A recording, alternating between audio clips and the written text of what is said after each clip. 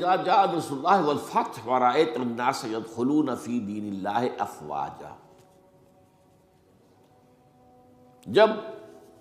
اللہ کی مدد آ گئی اور فتح ہو گئی اور آپ نے دیکھا کہ لوگ اللہ کے دین میں فوج در فوج داخل ہو رہے ہیں، یہ جو فوج در فوج داخل ہونے کا فینومینن ہے، کیا اس میں یہ بات سمجھ میں آتی ہے کہ سب کے سب خالص مخلص مومن تھے؟ وہ تو یہ ہے کہ فتح کے بعد اب انہوں نے سمجھا کہ جب مسلمانوں نے مکہ فتح کر لیا تو اب کون ان کے مقابلے میں آئے گا؟ قریش شکست کھا گئے، it's no use continuing resistance, let us go and declare our submission, جائیں ہم کہہ دیں ٹھیک ہے تسلیم کر۔ تو یہ دین میں داخل ہونا تھا، یہاں لفظ ایمان نہیں لایا گیا، اس نظام اطاعت میں شامل ہو گئے۔ اس کو نوٹ کیجئے اس بات کو، اذا جاء نصر اللہ والفتح ورأيت الناس يدخلون في دین اللہ افواجا، اللہ کے دین میں داخل ہو گئے، اس نظام اطاعت کے اندر داخل ہو گئے، اور انہوں نے کہا سمعنا واطعنا، اب ہم سنیں گے اور مانیں گے۔ اچھا یہ تو وہ فتح مکہ کے بعد، اس کے ایک سال کے بعد جب سورہ توبہ نازل ہو گئی اور مشرکین عرب کو آخری مہلت دے دی گئی، صرف 4 مہینے کی مہلت ہے، یا ایمان لاؤ یا تمہارا قتل عام ہو جائے گا۔ اس کا میں پس منظر کئی دفعہ بیان کر چکا ہوں، جو 40 نووی میں حدیث آئی تھی اس کے حوالے سے بھی تفصیل سے بیان کر چکا ہوں۔ اللہ تعالیٰ اپنے رسول جس قوم کی طرف بھیجتا تھا، وہ قوم اگر انکار کرتی تھی تو ہلاک کر دی جاتی تھی۔ یہ مرحلہ آیا ہے اب قریش کے لیے، یا مانو یا ہلاکت۔ پہلی قومیں ہلاک کی گئی، غرق کر دیے گئے،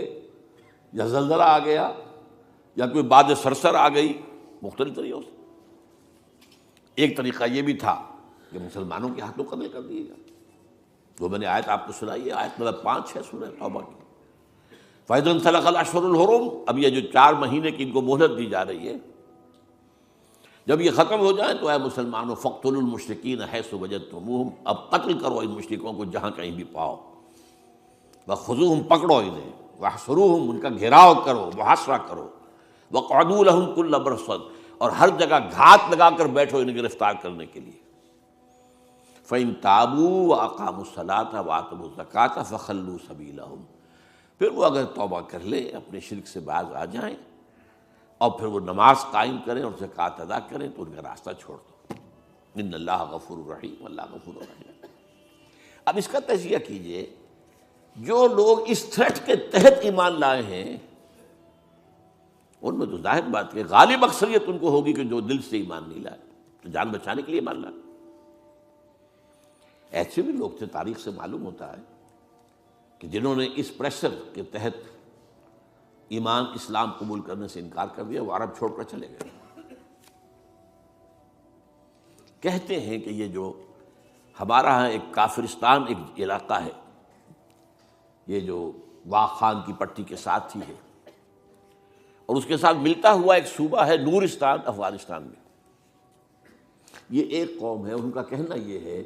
کہ ہم ان لوگوں میں سے ہیں کہ جو ان آیات کے نزول کے بعد جو عرب چھوڑ کر باہر گئے کہ ہم نہیں مانیں گے اسلام، پھر جیسے جیسے ہم پڑھتے گئے پیچھے پیچھے اسلام بھی آ رہا تھا، فتوحات ہو رہی تھی، تو آگے آگے ہم پیچھے پیچھے اسلام،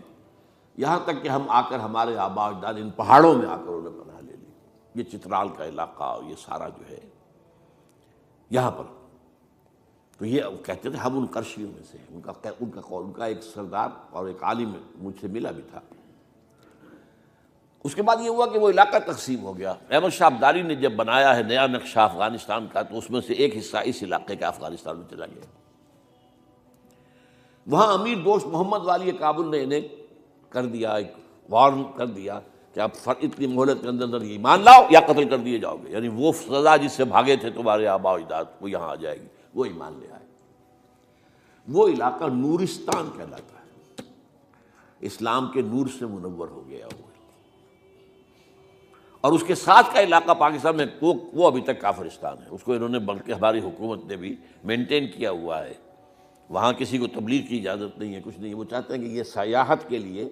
سیاحوں کی آمد وہ دیکھیں آ کر ان لوگوں کو، تو وہ برقرار رکھا وہ پورا علاقہ۔ بہرحال یہ کیسی اب تجزیہ یہ کرنا ہے کہ جو لوگ اس وقت ایمان لائے ان میں اگر اکثریت نہیں تو بہرحال بہت بڑی تعداد ایسے لوگوں کی تھی کہ جنہوں نے صرف جان بچانے کے لیے وہ جو ہے وہ اپنا ایمان لانا جو ہے اور اسلام میں داخل ہونا قبول کیا، ورنہ حقیقت میں وہ اسلام میں داخل